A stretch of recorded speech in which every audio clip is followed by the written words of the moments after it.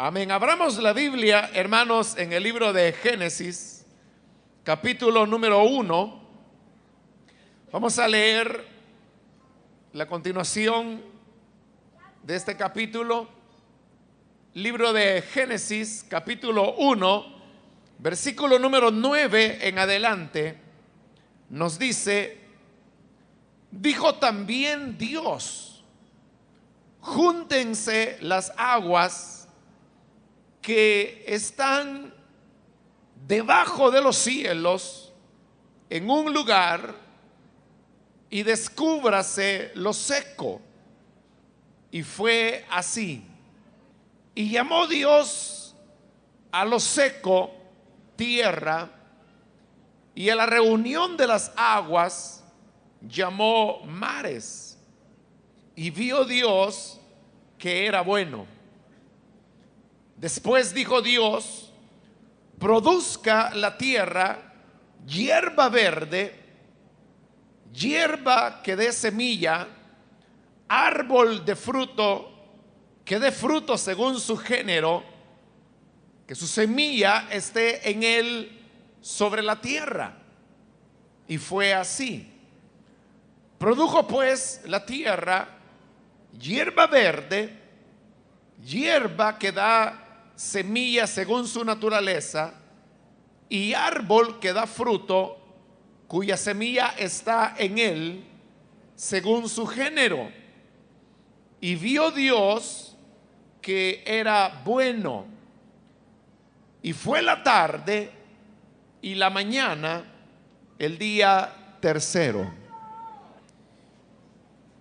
Hermanos, continuamos con el relato que este capítulo 1 de Génesis nos presenta sobre los 6 días de la creación.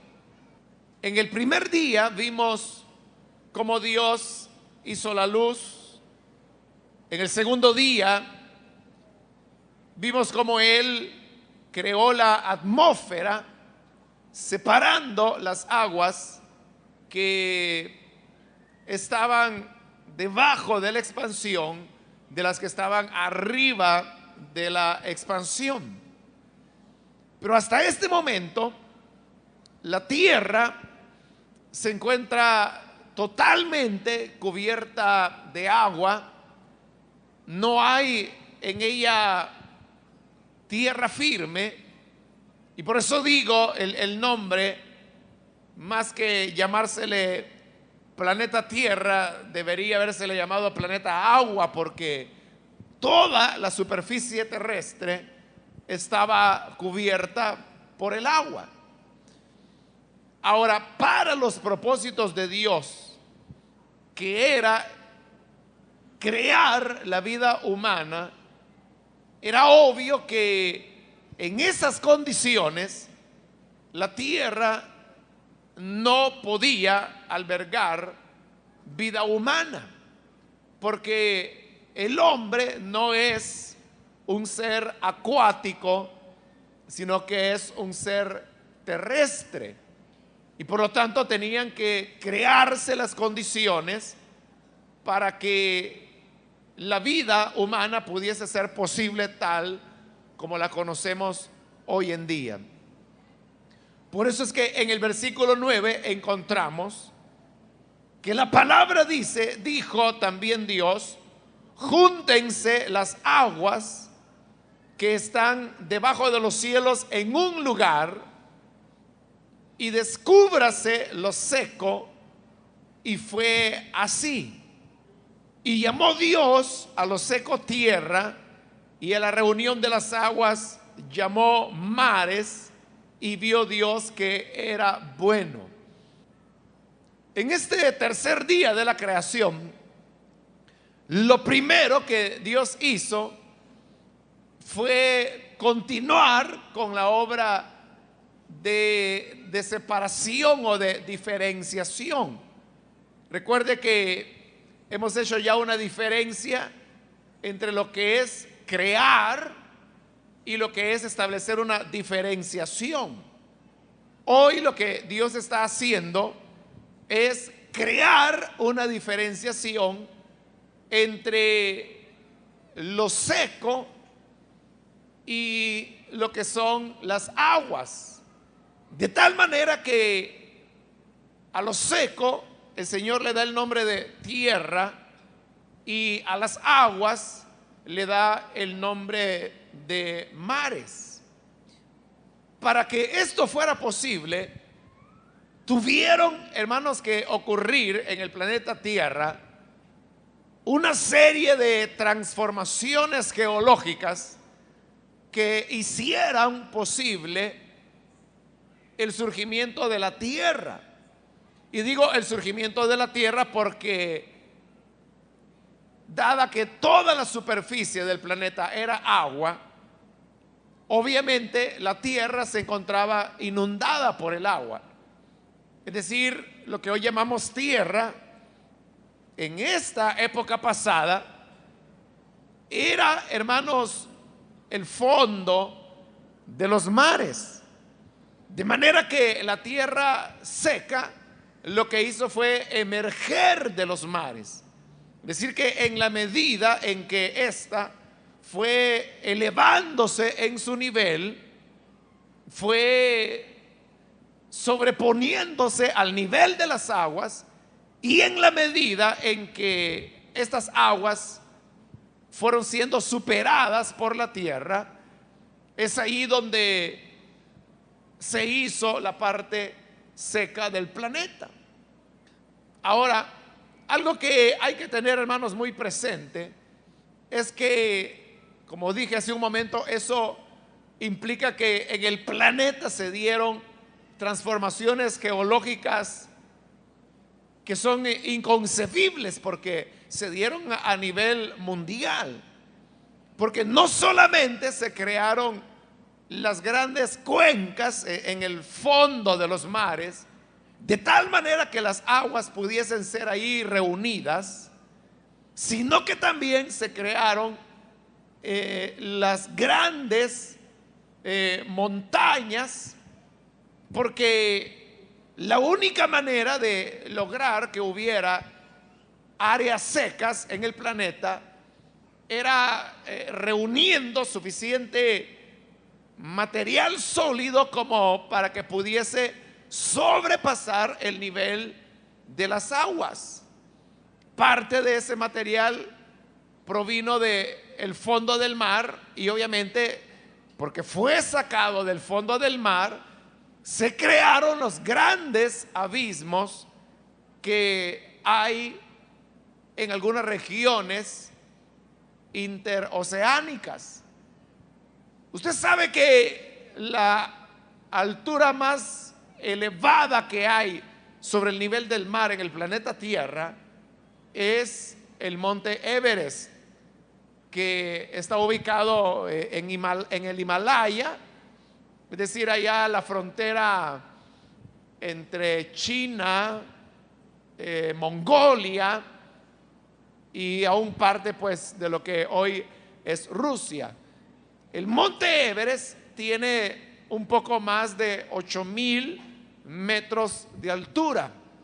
Es la altura más elevada que hay en el planeta. Estamos hablando de un poco más de 8 kilómetros. Pero en el fondo del mar hay abismos que son mucho más profundos que la altura que el monte Everest tiene.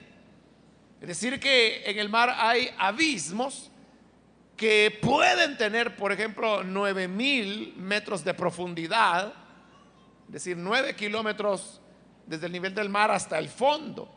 De tal manera que en esas profundidades, la verdad es que el ser humano todavía no sabe qué es lo que hay en esos fondos marinos. Y como ha sido dicho ya por varios científicos, el hombre conoce más del espacio exterior, de los planetas, de las estrellas, de las galaxias.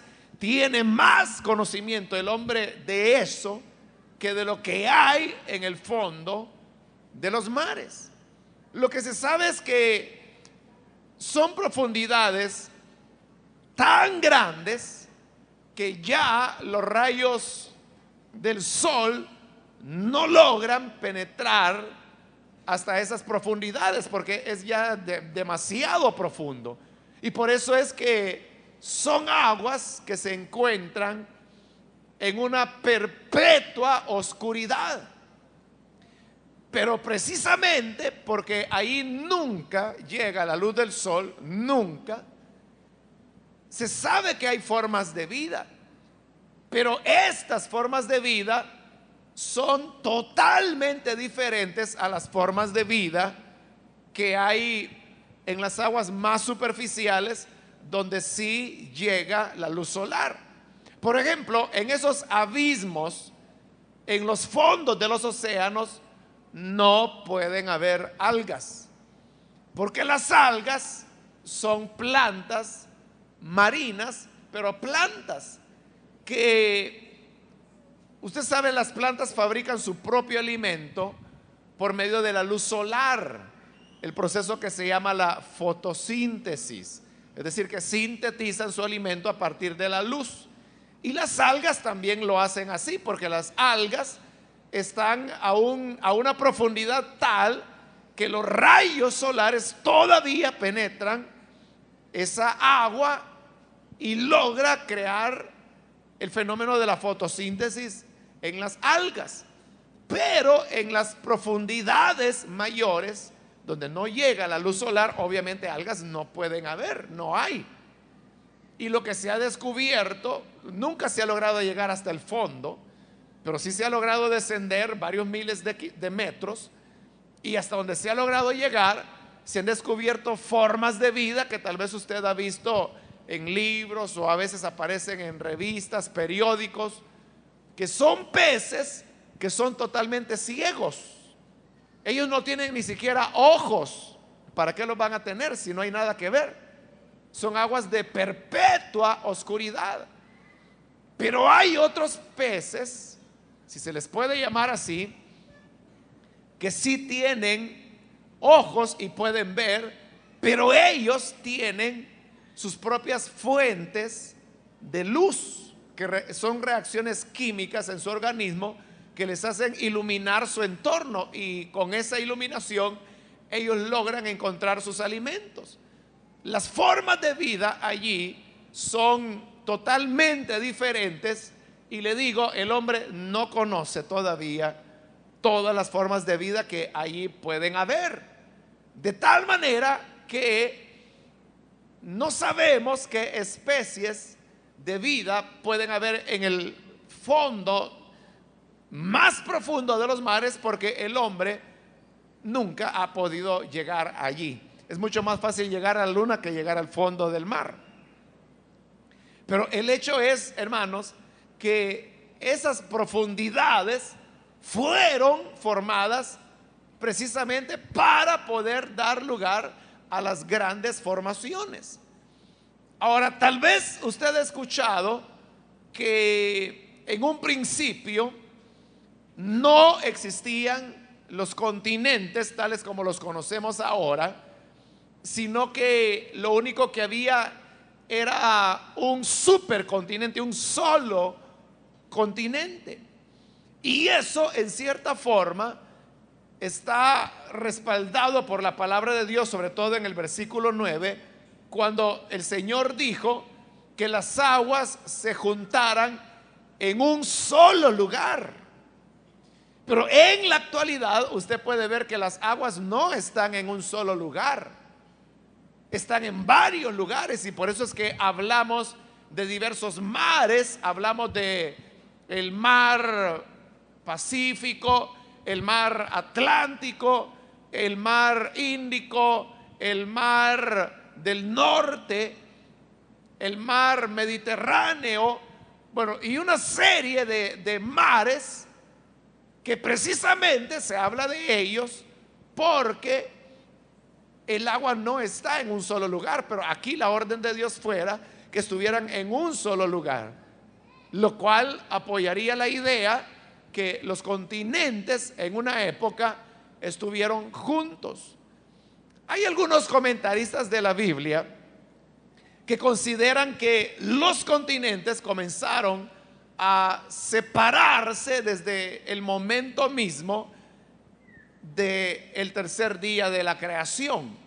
Otros piensan que la separación comenzó a darse después del diluvio y que de hecho ese resquebrajamiento del único supercontinente que había fue uno de los factores que, como lo veremos más adelante al llegar ahí por la altura del capítulo 9 de Génesis, dice que fueron rotas las fuentes de los abismos. Entonces, algunos ven en esa expresión de la Biblia como el rompimiento de estos continentes para que el agua subterránea pudiera surgir y de esa manera se produjera el fenómeno del diluvio, que es un tema del cual cuando lleguemos al lugar correspondiente hablaremos más en detalle de él.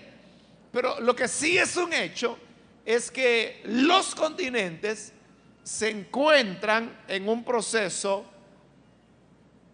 de movimiento.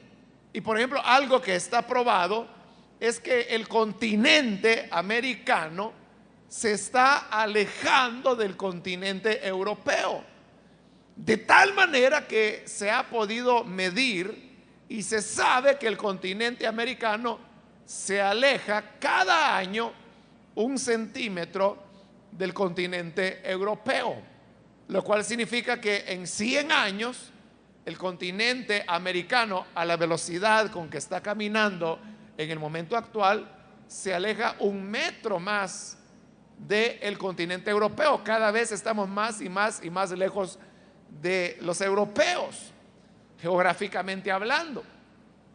Pero no significa que todo el tiempo la velocidad de desplazamiento de los continentes corresponda a la velocidad que se da hoy en día.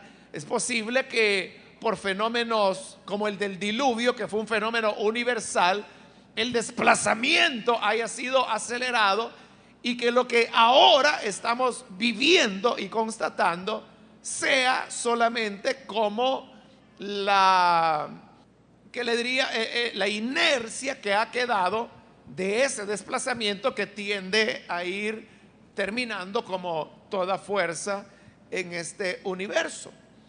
El hecho es que, aunque Génesis no nos dice cómo Dios hizo las cosas, lo que sí nos dice es lo que hizo. Y lo que la ciencia hace es ahora mostrarnos algunos hechos, elementos de cómo las cosas pudieron haber ocurrido.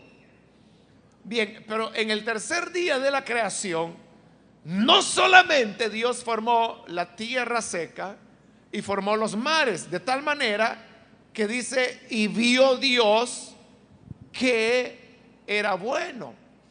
Pero ¿qué era bueno?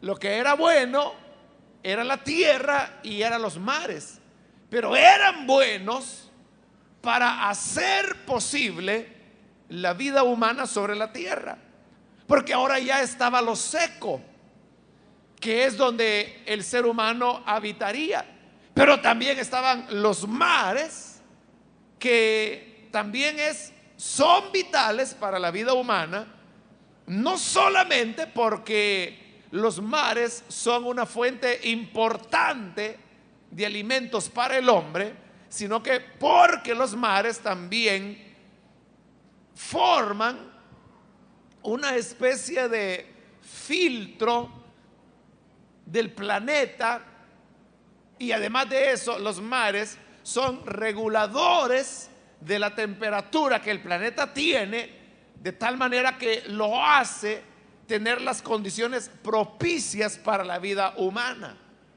Por eso es que dice que Dios vio que era bueno, que era buena la tierra que había formado, y era buena los mares que él ahora había reunido en un solo lugar. Pero el día tercero Dios hizo algo más. Y dice el versículo 11: después dijo Dios: produzca la tierra hierba verde, hierba que dé semilla, árbol de fruto que dé fruto según su género, que su semilla esté en él sobre la tierra. Y fue así. Obviamente el propósito de este relato no era, hermanos, el de presentarnos un tratado de botánica donde se nos dijera todas las especies de plantas que existen en el planeta. El propósito era solamente decir que Dios es el creador de lo que nosotros llamamos el reino vegetal, aunque ahí solamente se mencionan la hierba y los árboles que dan fruto. Pero obviamente el reino vegetal es mucho más rico, pero no es el propósito, repito, del relato de Génesis, darnos un listado de todas las especies vegetales que existen en el planeta. Lo importante, hermanos, es que aquí, en este momento, es cuando se produce otra diferenciación más. Que así como Dios diferenció la luz de las tinieblas, y lo hemos visto que ahora está diferenciando los mares de la tierra, ahora Dios está diferenciando la vida de la no vida. Porque estos son los primeros elementos de vida que hay en el planeta. Note, antes no se ha hablado de vida, se ha hablado de agua, se ha hablado de luz, se ha hablado de tierra, pero nada viviente. En cambio, en este momento sí se trata de vida cuando Dios dice: produzca la tierra hierba. Y nosotros sabemos que la hierba tiene vida. Es vida vegetal, pero es vida. Cuando dice que cada árbol que produzca fruto, fruto que tenga en él su semilla.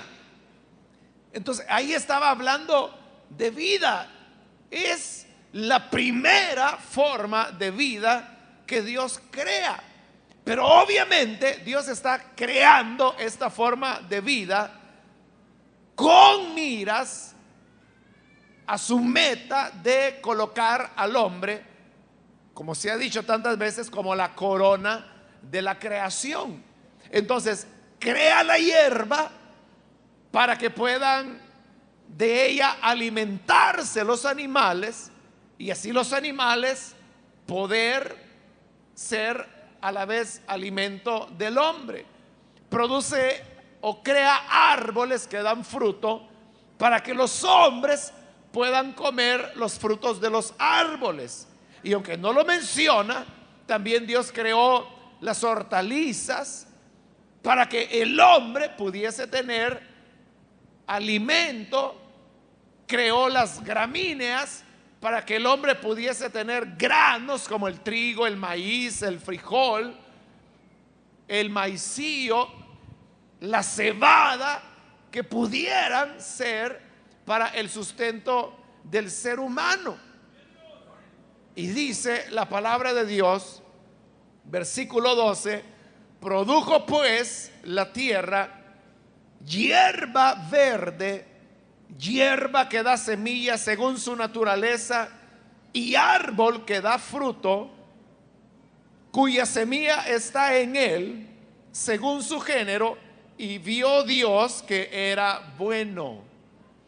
Nuevamente, cuando dice que vio Dios que era bueno, lo que Dios constató es que el reino vegetal que él había creado era bueno para sostener las formas de vida que posteriormente él habría de crear, incluyendo la vida humana, que es la que él tiene como meta.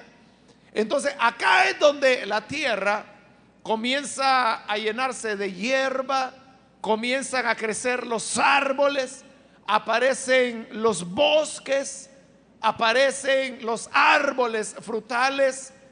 Es decir, aparece, hermano, una tierra que más adelante recibirá el nombre de el jardín del Edén, es decir, el huerto de Dios, un lugar donde la vegetación cumplía diversos papeles, porque el mundo vegetal no solamente es un alimento directo para los animales y para el ser humano, sino que además de eso, usted sabe que las plantas son productoras de oxígeno. Ellas toman el anhídrido carbónico que nosotros expulsamos cada vez que respiramos y el cual es venenoso, pero las plantas lo toman y lo transforman en oxígeno, y de esa manera es como pueden subsistir ambas especies. El reino vegetal necesita del anhídrido carbónico producido por los mamíferos, pero entre ellos el hombre, pero de igual manera los mamíferos y el hombre dependen del reino vegetal para el oxígeno que necesitan respirar. Ahora, aquí hay una cosa muy importante, hermanos, y es que Dios en este momento ha creado los árboles, las plantas, todo el reino vegetal, lo cual significa que las plantas, los árboles, los bosques son criaturas de Dios, porque fueron creadas por Dios. Y más adelante, en el sexto día, veremos que el ser humano también es creado por Dios. ¿Qué significa eso? Que si nosotros los seres humanos somos criaturas de Dios, pero el reino vegetal también es criatura de Dios, entonces, ¿qué relación existe entre el hombre y el reino vegetal? Obviamente es una relación de criaturas, de criaturas. En otras palabras, es una especie de hermandad desde el punto de vista de la creación, porque tanto el hombre como el reino vegetal son criaturas de Dios, y desde ese punto de vista son hermanos entre sí. Obviamente hay una tremenda diferencia entre la dignidad que el ser humano tiene y el derecho que el reino vegetal tiene a existir, porque tienen el derecho a existir, pero obviamente no es lo mismo cortar un árbol, con lo cual se le está dando muerte, que asesinar a un ser humano, ¿no?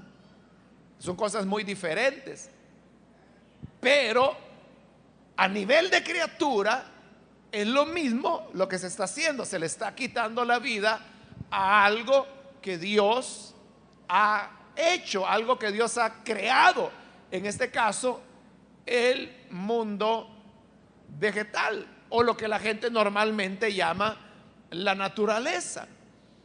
Entonces, aquí viene, hermanos, un aspecto importante, y es cuál debe ser entonces la posición del cristiano ante el maltrato, porque eso es lo que el ser humano hace, maltratar el reino vegetal.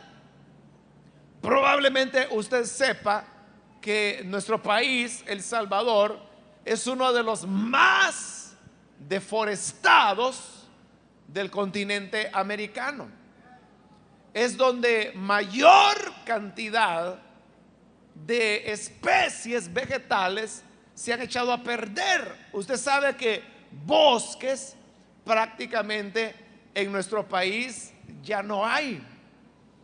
Y el hombre ha sido despiadado en el trato que le ha dado a la naturaleza. Hace unos días yo estaba leyendo algo sobre Soyapango, la historia de Soyapango. Y como Soyapango, esa es una palabra de origen náhuatl, que era el nombre que la población tenía cuando fue la conquista española.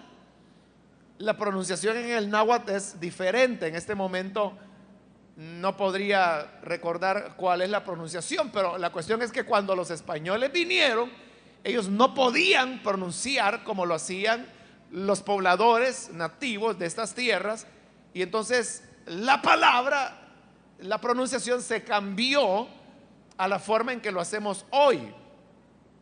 Comenzaron a pronunciar Soyapango, aunque originalmente, le digo, era otra la pronunciación. Entonces así la conocemos hasta hoy en día. Pero lo que a mí me llamaba la atención era lo que significa Soyapango. Soyapango es una palabra que surge de unir dos palabras diferentes. Es decir, es un nombre compuesto. Y Soyapango lo que significa es Valle de las Palmeras. Ese era el nombre que tenía cuando los españoles vinieron acá. Y todavía, por el año 1850 o 1820, si no estoy mal, la población de Soyapango era de 220 personas. Eso era lo que vivía en Soyapango. En relación al año 2000, cuando haya 500,000 personas viviendo en Soyapango. Pero lo que yo le quería decir es esto: el lugar originalmente se llamaba Valle de las Palmeras. Entonces los indígenas ponían los nombres de acuerdo a cómo eran las condiciones del lugar. Pero entonces yo le preguntaría, ¿dónde están las palmeras de este valle que sigue siendo Soyapango? ¿Dónde están las palmeras? Usted sabe que para que las palmeras se puedan dar, necesitan una gran concentración de humedad, de agua. Es decir que Soyapango en su tiempo fue un área que tenía abundancia de agua, que era muy fuertemente irrigada, al punto que la humedad creaba las condiciones para que pudiesen haber palmeras que hoy solamente se dan en la costa, porque ahí es donde se dan las condiciones de temperatura por causa de la humedad y la presencia abundante de agua. Entonces el punto es ese: ¿por qué ya no hay palmeras? ¿Y por qué en Soyapango ya no hay agua? ¿Y por qué hay que traerla desde el río Lempa a través de no sé cuántos kilómetros y aún así no hay? Obviamente la respuesta es porque el ser humano ha sido despiadado en el trato con la naturaleza. Se han talado árboles, se ha contaminado, es decir, se ha tenido un desprecio absoluto hacia la creación de Dios. Yo, hermano, no estoy diciendo que no se pueda cortar un árbol, por ejemplo, para sacar leña y cocinar. No estoy diciendo que no se pueda hacer. Pero lo que estoy diciendo es que el reino vegetal, por ser creación de Dios, nosotros debemos respetarlo, porque cuando el hombre fue creado, el reino vegetal ya estaba sobre este planeta. Y además, el dueño de la creación sigue siendo Dios. Él en ningún momento nos regaló las cosas. Simplemente creó las condiciones para que el ser humano pudiese vivir. Eso es como que si a usted le prestaran una casa y le dijeran: mire, véngase a vivir aquí a esta casa, y es una casa que está amueblada, es decir, tiene todas las condiciones para que usted pueda vivir. Tiene refrigeradora, la refrigeradora está llena de alimentos, hay agua, hay energía, hay cocina, hay luz eléctrica, hay cama, mesa, todo lo que se necesita en una casa. Y cuando usted llega y le dice: mire, le presto esta casa para que usted viva allí. Supóngase que usted es el dueño de esa casa y se la presta a alguien para que viva ahí. Pero esa persona a la cual usted se la presta llega, y al nomás llegar comienza a romper floreros, comienza a romper la mesa y comienza a darle fuego a la cocina, y abre la refrigeradora y rompe todo, lo ensucia, lo daña, lo destruye, comienza a cortar las vigas para que el techo se desplome y se venga abajo. Y cuando usted llega, resulta que lo que usted le prestó a esa familia para que pudieran vivir, la han destruido de tal manera que ya ni ellos pueden vivir decentemente en ese lugar, porque lo han destruido. ¿Cómo se sentiría usted al saber que aquel a quien le hizo el favor de prestarle esa casa para que viviera, se la destruyó? ¿Qué pensaría usted de esa familia que llegó a vivir ahí? Usted pensaría: estos son unos animales, estos son unos desagradecidos, son unos malcriados. Si hubiera sabido que eran caballos y no personas, yo no les presto la casa. Exactamente lo mismo es lo que nosotros hemos hecho con el planeta, hermanos. Nos hemos comportado peor que animales, que caballos, porque hemos venido a destruir el planeta que Dios nos entregó. Hemos venido a crear desiertos. En el Brasil, hermano, son, no recuerdo en este momento, pero son algo así como 10,000 kilómetros cuadrados diarios que se destruyen de selva amazónica. Es decir, más o menos la mitad del territorio salvadoreño diariamente están destruyendo los bosques, y estos que se supone están protegidos, ¿no? que es el único pulmón que le queda al continente americano. Pero el ser humano así es despiadado, y usted ve que en nada el hombre, en su afán, porque todo es obtener riqueza, obtener ganancia.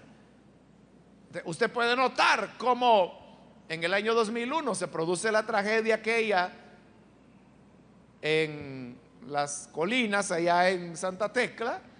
Mueren más de 200 personas por el derrumbe de una parte de la cordillera del Bálsamo. Se sabe que es un tipo de terreno no adecuado para la construcción, pero si usted ha seguido las noticias, usted sabrá que hay una empresa acá en el país de gente multimillonaria, y para colmo uno de ellos dice ser cristiano, que han estado insistiendo e insistiendo para que se les permita urbanizar la cordillera del Bálsamo, poder construir viviendas allí. No solamente es un atentado contra el sistema ambiental, el sistema ecológico, vegetal que existe en el área, es además un atentado contra la captación de agua potable, que es lo único que le queda a Santa Tecla y en parte a San Salvador, sino que también es un atentado contra la vida humana por lo que ha ocurrido. Y tal vez usted se ha dado cuenta que si no fuera por la oposición del actual alcalde en Santa Tecla, eso ya lo estarían despedazando hace ratos. Y la cuestión ha cobrado tal relevancia que ahora se está tratando a nivel de asamblea legislativa, porque usted ve como que el ser humano no entiende, no aprende lecciones. Ahora, lo que yo le quiero señalar es esto.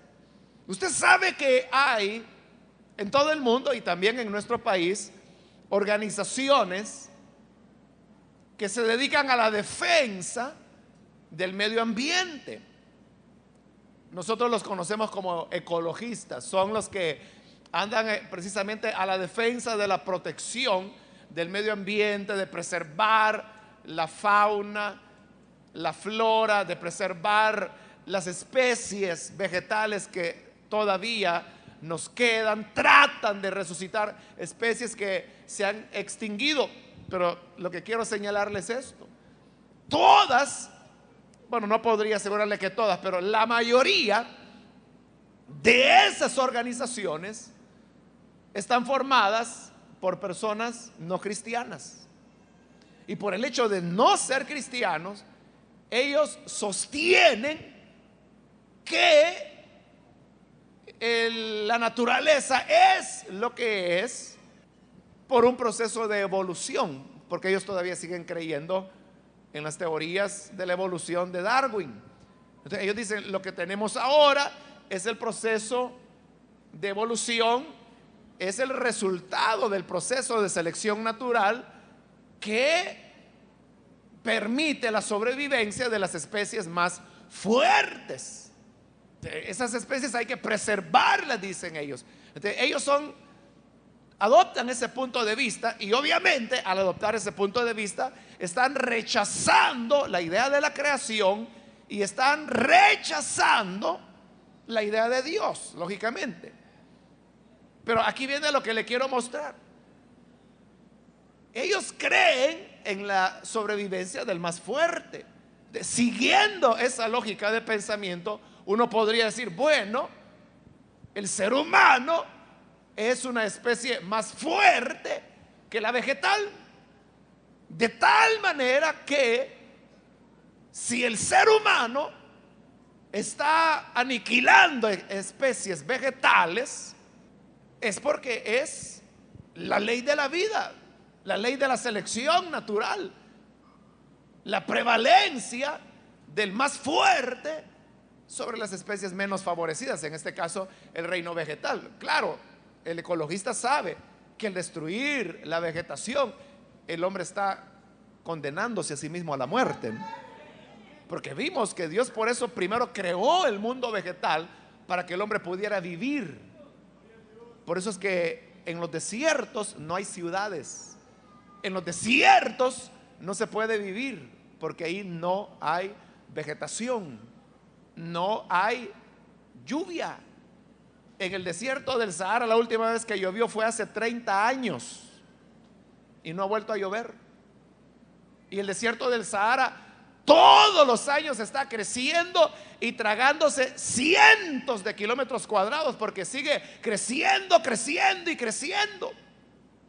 Pero volviendo a lo que estábamos, el ecologista defiende el mundo vegetal, aun cuando va contra la sustentación filosófica que ellos sostienen, que sería el concepto de la evolución. En cambio, nosotros los cristianos en lo que creemos es en la creación de Dios, que Dios es el que ha creado todas las cosas. Ahora, uno podría decir que son más consecuentes aquellos que todavía creen en Darwin en defender lo que su filosofía no les permitiría defender, y en cambio nosotros, que tenemos una doctrina de la creación que sí es un fundamento filosófico, aunque para nosotros no es filosofía, sino que es una base de la verdad. Pero teniendo una base de la verdad para afrontar los problemas ambientales que nuestro país tiene, porque no vamos a hablar del mundo, hablemos de nuestro país, no hacemos nada. Y eso es una vergüenza para la iglesia, porque entonces es una contradicción de la iglesia con lo que enseña. Porque nosotros decimos, Dios creó todo, Dios hizo los árboles, Dios creó los mangos, Dios creó el plátano, Dios creó las guayabas, y es cierto. Pero no hacemos nada para defender lo que nosotros decimos que Dios creó. Ahora, hay gente que dice, no, si de todas maneras este mundo se va a acabar, para eso es que Cristo va a venir, para crear cielos nuevos, tierra nueva, y entonces Él arreglará todas las cosas. Así que la iglesia no tiene por qué meterse en esos problemas. O sea, que mejor sean otros que defiendan la creación de Dios, pero no la iglesia. ¿Entiende la contradicción? Si uno dice, no, la iglesia no se tiene que meter en eso, la iglesia debería ser la que debería dar el ejemplo y dar la pauta, porque se trata de la creación de Dios. Aquellos están defendiendo la creación de un Dios al cual no reconocen y que incluso podrían afirmar que no existe. Y nosotros, que decimos que sí existe y que es el creador, dejamos que hagan literalmente leña la creación de Dios, porque la están haciendo leña literalmente. Entonces el punto sería que tenemos que adoptar una actitud más protagónica. Ahora, ¿cómo la iglesia lo va a hacer? Tiene que hacerlo desde la perspectiva de la creación, de reconocer que Dios es el que ha creado todas las cosas. Y así como la iglesia tiene que defender la vida, tiene que defender la dignidad humana, tiene que defender la vida animal, también tiene que defender la vida vegetal, porque todo es creación de Dios. Pero le decía, están aquellos que dicen, no, para eso vendrá el Señor, para eso Él un día vendrá y arreglará todas las cosas. Ah, bueno, entonces si así es, ¿para qué pide sanidad divina? Es que fíjese que tengo un gran cáncer aquí de este lado. Déjelo, hermano. De todas maneras ya va a venir el Señor y le va a dar un cuerpo nuevo. Así que aguántese y muérase. Sería la misma lógica, ¿no? Pero usted dice, no, yo creo que mi Cristo es sanador y que lo que el médico no puede hacer, Cristo sí lo puede hacer, y yo le voy a rogar a Él que me sane. Y ahí está luchando por tener una sanidad ahora, no en la resurrección, ahora, no cuando venga el fin, sino ahora lo quiere. ¿Entienden? Somos una contradicción, porque cuando se trata de la naturaleza, no hay que se la acaben, y nosotros mismos somos destructores, en el sentido de que botamos basura, tiramos plástico. ¿Sabe cuánto le toma a la naturaleza deshacer una bolsa plástica y desarmarla e integrarla nuevamente a la naturaleza? Deshacer plástico a la naturaleza le toma 1600 años. Entonces, esos vasitos de Durapaz que le llamamos nosotros, tal vez usted lo compró para echarse un café, va, y se tomó el café y plum, lo botó. Ese vasito va a durar 1600 años en que vuelva a convertirse en parte de la naturaleza. Y alguien dice, le doy fuego y yo acelero eso. Y con la humazón que hace, ¿qué va a hacer? Pero nosotros mismos no somos conscientes de lo que hacemos.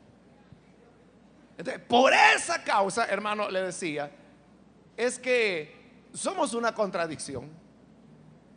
Fíjese que esto, porque el mundo no lo ha notado, pero si el mundo siguiera la lógica que nosotros anunciamos, que nosotros predicamos, ellos llegarían a la conclusión que somos los seres más contradictorios que hay sobre la tierra, porque predicamos una cosa y vivimos otra. Predicamos que Dios ha creado la naturaleza, pero nosotros mismos la destruimos. Entonces, ¿creemos o no creemos que Dios lo creó? Entonces, le decía, entonces, ¿qué es lo que la iglesia tiene que hacer? Cuando yo meditaba en esto, hermano, lo único que pensé fue en los jóvenes. En los jóvenes, que los jóvenes son los que pueden crear. Hermano, ¿ha notado usted que no hay en nuestro país una organización cristiana de protección al medio ambiente? No lo hay en nuestro país. En el mundo, a saber si la habrá. Que yo haya oído, nunca. Todos son incrédulos. Cuando la iglesia, le digo, debería ser la de estar al frente de la protección de la creación de Dios. Porque uno podría decir, no, este mundo es un basurero, y mientras más rápido se pudra, más rápido va a venir el Señor. Así que sigamos contaminando, hermanos. Sigamos botando árboles, démosle fuego a los bosques. Pero es lo que le digo, siguiendo esa lógica, hermanos, mientras más pronto nos pudramos en nuestras enfermedades, más pronto vendrá el Señor. Entonces, enfermémonos todos, hermanos, no vayamos al médico, ni pidamos sanidad divina, ni que haya dones de sanidad, sino que mejor, mientras más rápido la iglesia se enferme y se muera, más rápido el Señor vendrá. Sería la misma lógica. Pero cuando se trata de nosotros o de nuestros hijos, ahí no, ay Señor, yo he creído en ti, que tú eres el Redentor, y que no solamente nos vas a dar un cuerpo de gloria allá, sino que aquí nos has prometido sanidad, y tu palabra dice que por tus llagas hemos sido sanados, y esas porciones las podemos de memoria. Pero se nos olvida Romanos capítulo 8, cuando Pablo dice que la creación misma ha sido sometida a la esclavitud del pecado y gime por la glorificación de los hijos de Dios, para que ella a su vez sea también libertada de la esclavitud de vanidad a la que ha sido sometida por causa del pecado. Conocía que la Biblia dice eso. Ahí está en Romanos, si quiere leerlo. Pero ahí está, fíjese, ¿qué está diciendo Pablo ahí? Se lo voy a decir así rápido porque no es Romanos que estamos estudiando. Pero lo que está diciendo Pablo es que igual que Cristo ha redimido a sus hijos, es decir, a usted y a mí, igual Él ha redimido la naturaleza. Porque es suya, es de Él. Y la redimió al mismo precio, porque redención solo hay una. Y por eso es que en Efesios capítulo 1, cuando Pablo habla del propósito de Dios para la eternidad, dice que es el de reunir todas las cosas en Cristo. Y ahí viene la redención de la naturaleza, viene la redención de los árboles, viene la redención de los seres humanos. Yo sé que eso suena raro, que uno hable de la redención de los árboles, pero si me lo oye raro a mí, lea a Pablo, Romanos capítulo 8, y después hablamos. Entonces, si Cristo está redimiendo lo que es de Él, porque Él lo creó, ¿qué hacemos nosotros los cristianos? Así como tenemos celo en que el mundo oiga el mensaje del Evangelio, y que el mundo oiga que en Cristo hay redención, porque Él pagó un precio para redimirnos, ¿por qué no ponemos celo en la redención de la naturaleza también? Que es el mismo sacrificio y es el mismo deseo de Dios. Claro, uno puede decir, mire, una planta no vale lo que vale un hombre. Si usted le da una patada a esa planta, pues esa es la planta. Pero si le da una patada en la cara a un niño es otra cosa. De acuerdo, de acuerdo. Ahí lo dice claramente la Biblia, que Dios hizo cada cosa en su género.